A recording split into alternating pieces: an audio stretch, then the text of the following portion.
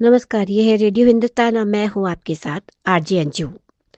धर्मगंगा में आपका फिर से स्वागत है। आज मैं बताने जा रही हूँ आपको कि रामायण काल में कुछ विचित्र किस्म की प्रजातियां थीं। इनका वैज्ञानिक रहस्य जानकर आप चौंक जाएंगे। इस आलेख को हमने लिया है आचार्य अनिल वस्त जी की वॉल से। भगवान राम का काल ऐसा काल था जबकि धरती पर विचित्र किस्म के लोग और प्रजातियां रहती थीं, लेकिन प्राकृतिक आपदा या अन्य कारणों से ये प्रजातियां अब लुप्त हो गई, जैसे वानर, गरुड़, रीछ आदि। माना जाता है कि रामायण काल में भी सभी पशु पक्षी और मानव की काया विशाल काय होती थी। मनुष्य की ऊंचाई 21 फीट के लगभग थी। वानर जाति, जो कि पहली जाति है जिसके बारे में मैं आपको जानकारी देने जा रही हूँ। वानर को बंदरों की श्रेणी में नहीं रखा जाता था उस समय। वानर का अर्थ होता था वन में रहने वाला नर, ऐसा मानव जिनकी पूंछ होती थी और जिनके मुंह बंदरों जैसे होते थे। वे मानव भी सामान्य मानवों के साथ घुल मिलकर ही रहते थे। उन प्रजातियों में कपी नामक जाति सबसे प्रमुख थी। जीव विज्ञान शास्त्रियों के अनुसार कपी मानवनुमा एक ऐसी मुख्य जाति है जिसके अंतर्गत छोटे आकार के गिबन, सियाभंग आदि आते हैं और बड़े आकार में चिंपांजी, गौरिल्ला और औरंगटाउन आदि वानर आते हैं। इस कपी को साइंस में होमिनोइडिया कहा जाता है। हनुमान जी वानरों की कपी जाति से थे। भारत के दंडकारण्य क्षेत्र में वानरों और असुरों का राज था। हालांकि दक्षिण में मलय पर्वत और ऋषिमुख पर्वत के आसपास भी वानरों का राज था। इसके अलावा जावा, सुमात्रा, इंडोनेशिया, मलेशिया, माली, थाईलैंड जैसे द्वीपों के कुछ हिस्सों पर भी वानर जाति का राज था। ऋषिमुख पर्वत वाल्मीकि रामायण में वर्णित वानरों की राजधानी किष्किंधा के निकट स्थित था। किष्किंधा नगर कर्नाटक के हम्पी जिला बेलारी में स्थित है।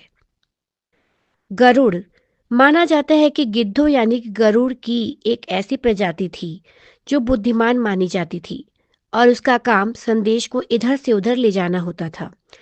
जैसे कि प्राचीन काल में कबूतर भी यह कार्य करते आए हैं। भगवान विष्णु का वाहन है गरुड़।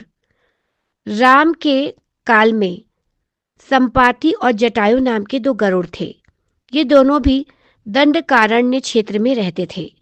खासकर मध्य प्रदेश, छत्तीसगढ़ में इनकी जाति के पक्षियों की संख्या अधिक थी।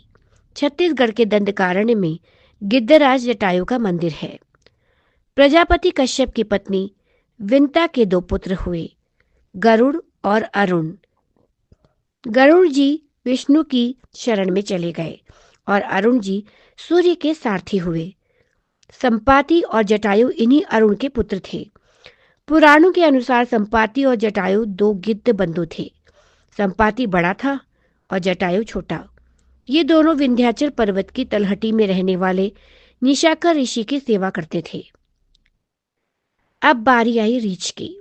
रामायण काल में रीछ नुमा मानव भी होते थे। जामवंत जी इसका उदाहरण है।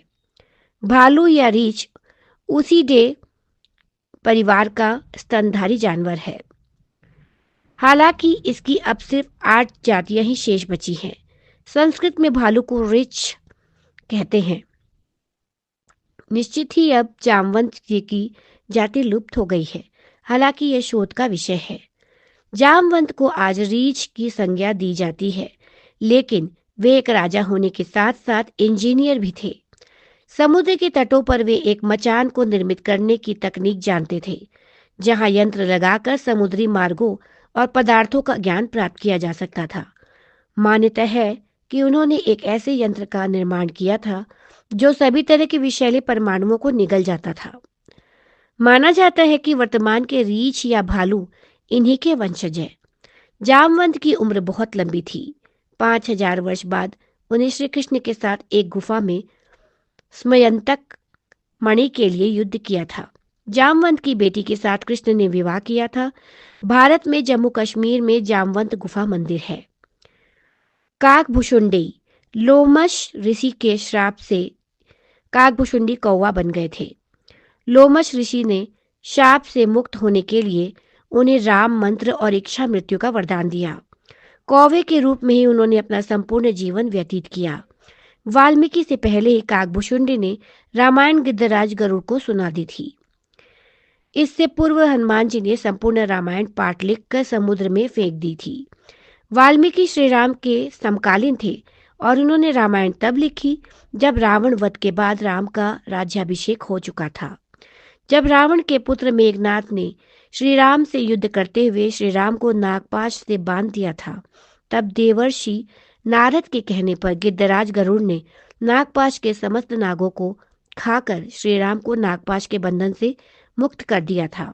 भगवान राम के इस तरह नागपाश में बंध जाने पर श्री राम के भगवान होने पर गरुड़ को संदेह हो गया। गरुड़ का संदेह दूर करने के लिए देवर्षि नारद उन्हें ब्रह्मा जी के पास भेज देते हैं। ब्रह्मा जी उनको शंकर जी के पास भेज देते हैं। भगवान शंकर ने भी गरुड़ को उनका संदेह मिटाने के लिए काकभुशुंडी जी के पास भेज दिया। अंत में काकभुशुंडी जी ने राम के चरित्र की पवित्र कथा सुनाकर गरुड़ के संदेह को दूर किया। रामायण काल के मायावी लोग। रामायण काल में ऐसे कई मायावी असुर, दानव, वानर और राक्षस थे जो आश्चर्यजनक रूप से शक्तिशाली थे, जैसे माल्यवान, सुमाली, माली, रावण, कालनेमी, सुबाहु, मारीच, कुंभकर्ण, कबंध, विराध, अहिरावण, खर और दूषण, मेघनाद, मैदानव, बाली आदि। तो इसी के साथ धर्मगंगा में आज इतना ही। फिर आपसे मिलूंगी जल्दी ही, मुझे दीजिए अनुमति। तब तक के लिए करते रहिए काम, सुनते रहिए रेडियो हिंदुस्तान और बोलते रहिए जय श्री राम। नमस्कार।